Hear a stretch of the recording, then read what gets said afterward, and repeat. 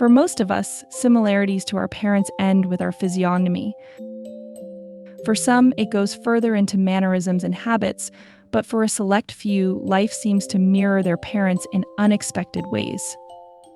Repeating mistakes, navigating similar decisions, and facing comparable struggles. Little Marina, born to her equally young mother Julie, finds herself among this latter group.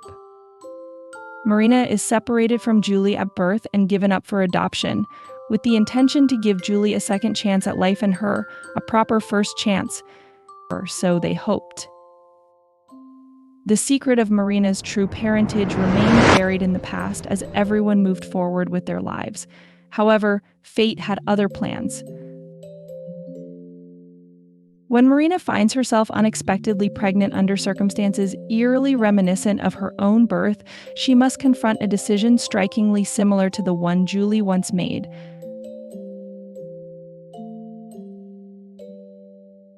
Are their destinies irreversibly entwined? Will Marina repeat history with a mother she doesn't even know exists? Our guest today is the author of this really good, emotionally stimulating book, Veil of Secrecy. Her name is Mrs. Margaret Franceschini, and today she's going to take us behind the scenes and reveal secrets of the book. Keep watching.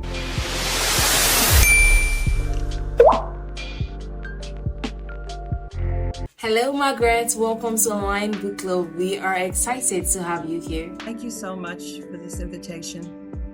Please tell us, what was the inspiration behind this book? What made you to start writing Veil of Secrecy? Well, over the years, I have come in contact with so many women in the work field or just as friendships, and they have entrusted in me their little secrets, okay? And women seem to enjoy sharing if they can find someone that they can trust. So the women that came into my life shared with me their personal experiences being 16, young, and having to deal with an issue with a baby. It was heartbreaking to hear these stories, but it did resonate in my heart over the years, and I was able to just keep their secrets and not divulge their names. And just in my imagination, I began to create a story. And when I was looking at them and talking to them, I could see a veil of pain, a veil of memories. And that word just kind of stuck in my head. And as I started writing over the years, just here and there, I put in Veil of Secrecy.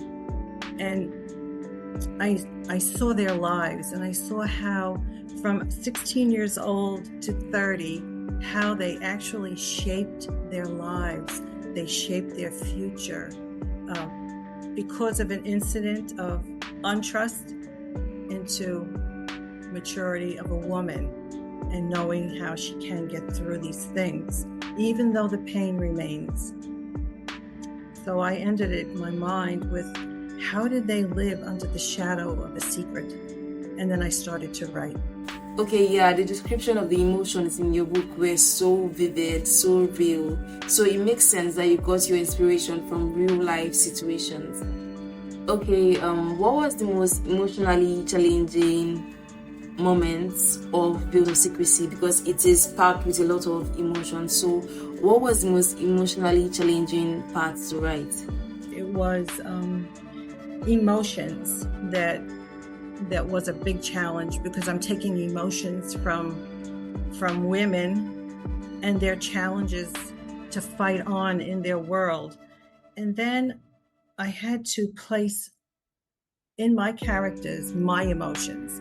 So my emotions were that I had 2 miscarriages. And through those miscarriages, I felt a tearing away of my life, tearing away of my children. And I took that into my characters because that's what they went through. They had a tearing away of their children into adoption.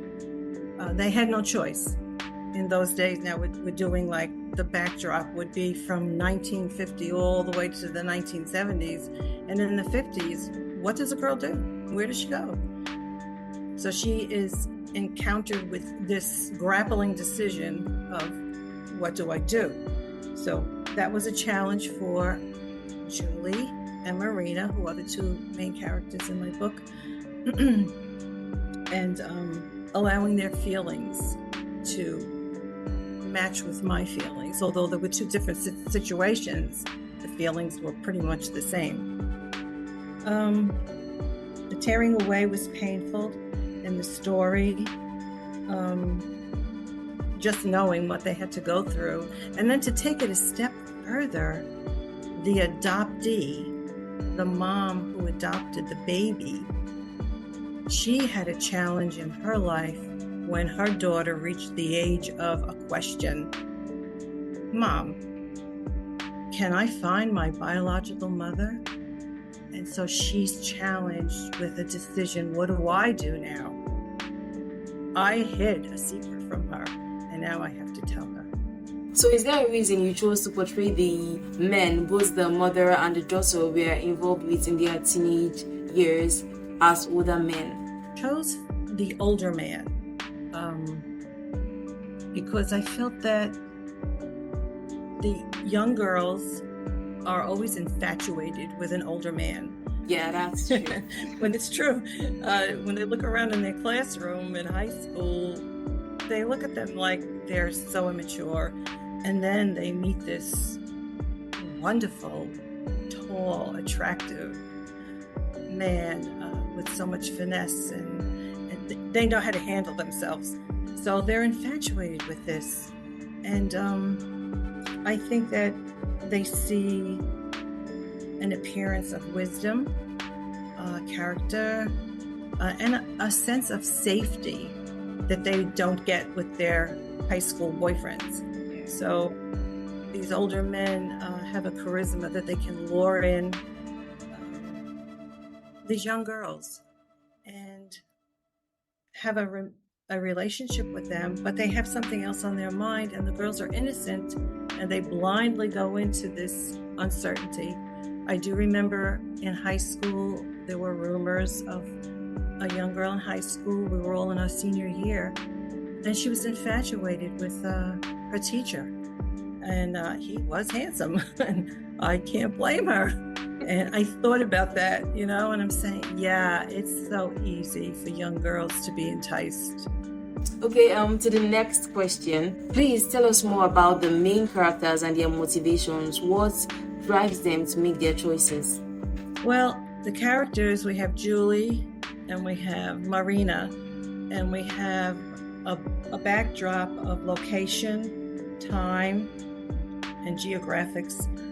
So Julie, coming from Canada, a small, tiny little fishing village, with a determination to get out. So she was strong-willed and time-sensitive on her goals, committed, very committed young girl, wanting to leave this little fishing village. So her goal was to work at this bakery, save all her paychecks, and get out and go to college. So Julie is a strong person, and she becomes very distracted by her boss, who eventually is the older man in her life. If you fast forward 20 years, you have Marina, who is a little pampered and a little living off the richness of Manhattan. Her parents are wealthy, and she's pampered, and she's naive, and she's weak. She is the opposite of Julie. So here we are now in the new century for her, and she also, because she's so naive, falls for an older man and is taken in by him. Both end up years later in college, where there's another transformation in their life. And that's Julie and Marina. Okay, what was the writing process for this book like for you? Did you encounter any challenges? Yeah, I believe my challenges were writing the scenes where there were three that I would actually want to speak about. The rest I would want to hide. But the difficult scene was when Julie, a young girl, already now she's in this relationship and she becomes pregnant, and she's so excited and happy because he promised her marriage, and she goes to him and she tells him the good news, and the scene turns. He becomes lashing out at her, and this is not it. This is not what I want. I'm moving on, and he's just holds her and tells her to wake up, shake it out, and she is stunned. And the scene is where she runs out of the room and slams the door and leans behind the door, and she could feel her heart racing and beating, and she touches her womb and she says, I can feel this beating inside me, and it's connected to my heart beating. And the two hearts beating together is where she realized she could not do what he wanted her to do. She had to go home to her parents and tell them the truth. That was a difficult scene. The birthing scene for Julie and Marina was pretty hard because they're alone. Young girl all by herself. Her family is not with her. She's in a home for unwed mothers, and she's giving birth with just the nuns that are around her. And that was heartbreaking. And then after the birth, she doesn't get to hold her baby. The nurse comes and swipes up the baby, wraps her, and walks out of a one-way door, never to be seen again. That was kind of hard. And the ending, which I can't say too much about, but as you know, the ending, I would say that Marina had the inability for years to cope with handing over her child, and she has to make a decision, and to no avail, she surrenders, but I cannot say how she surrenders. Okay, obviously there's a lot to take from your book, so what discussions do you hope readers have after reading your book? What do you hope readers talk about after reading your book? I would say that when the reader is reading and feeling what is happening, we need to explore the moral challenges in our lives, in the reader's life, in my own life. We need to think critically about truth, loyalty, abandonment, betrayal, how the past does shape our future, and that is a challenge. We need to encourage the readers to reflect on themselves, on how they're living now, what situations are they in right now, and how do I take care of this situation. I would encourage them to understand that any decision that they make now, they would have to follow through with it for the rest of their lives. And that if they are facing what Julie and Marina had to face in their lives, that they're not alone, that to take it, and there are answers for you, there is help, there are resources, and not to feel alone and abandoned, and that your decision could actually be a blessing in disguise. So if you have that veil, take it off and take your secret out and write about it. Yeah, that's valid, because a lot could have been prevented if only the characters were a little bit more honest. So what is the most important or the most surprising feedback you've gotten from a reader? Oh, I had a lot of different types of feedback from some critics, and They said inspiring, a coming-to-age tale was what one said, and that's a good one. Heartbreaking, emotional, riveting, emotional depth. And one critic made me laugh, but it was so true. He said, keep a box of tissues on hand. Yeah, because you would need it.